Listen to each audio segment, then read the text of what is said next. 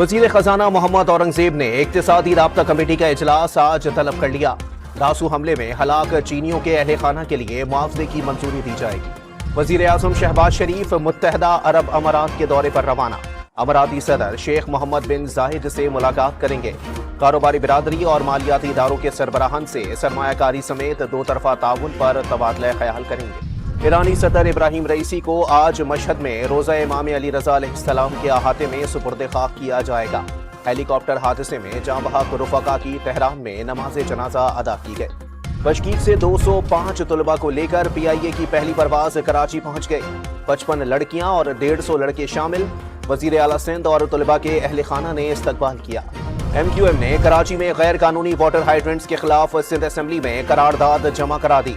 गैर कानूनी हाइड्रेंट से पानी की शदीद किल्लत पैदा हो गई। करारदाद का मतलब खंडकोट में डाकुओं ने मजदूरी का झांसा देकर प्लम्बर को अगवा कर लिया।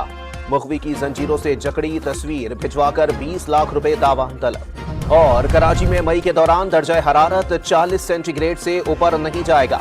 महकमा मौसमियात की पेशगोई।